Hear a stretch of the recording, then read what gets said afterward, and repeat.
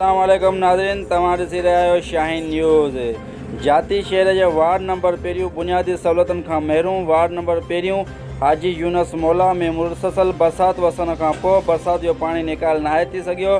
न बिजली जी सहूलियत आहे, न गैस, न ई पाणी जी सहूलियत। बरसाति जो पाणी बीहण जे करे मच्छर में इज़ाफ़ो थी वियो आहे। वार्ड नंबर पहिरीं में केतिरनि ई बीमारियुनि जनम वरितो आहे। उतां जे रहवासियुनि शाहीन न्यूज़ सां कहिड़ा वीचार वंडिया आहिनि, ॾिसूं था आबिद हुसैन शाह जी हिन रिपोर्ट में।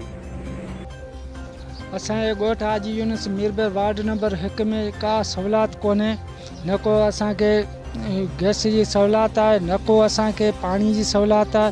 हीअ बोड जो पाणी जेको बरसाति जे करे हेॾो पाणी अची बीठो आहे, जंहिंमें माना मच्छर जे करे मलेरिया पैदा थी चुको आहे। असांखे का बि इंतिज़ामिया का सहूलियत न ॾिनी आहे, उन जे करे हेतिरो माना असांखे परेशानियूं न। वाटर फिल्टर एनजीओज़ तरफ़ां मिलिया, जंहिंमें का बि असांखे एनजीओज़ वारा न को पघार ॾियनि पिया उन्हनि खे, न को ॿियो का सामान टुटे फिटे थो।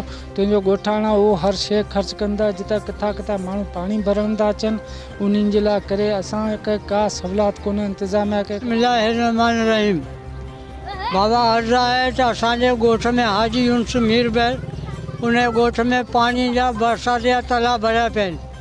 केरु कढण जे लाइ तयारु कोन्हे। टाउन कमेटी ACA फलाना जेकी सभिनी खे असां चयो आहे, पर केरु अचण जे लाइ तयारु कोन्हे। असांजे ॻोठ में मींहुं पियो आहे, जंहिंजे करे पाणी जो थी वियो आहे, माना मच्छर मलेरिया थी वई आहे, जंहिंजे असांजी गंदगी जाम थी वई आहे। गैस न आहे, पर पाणी कढायो महिरबानी करे। हाजी यूनस ॻोठ मीरबेर, असांजे ॻोठनि में पाणी बीठो आहे। बरसाति जो पाणी असांजो न को निकाल थो थिए, न केॾां मलेरिया आहे, बुखार आहे।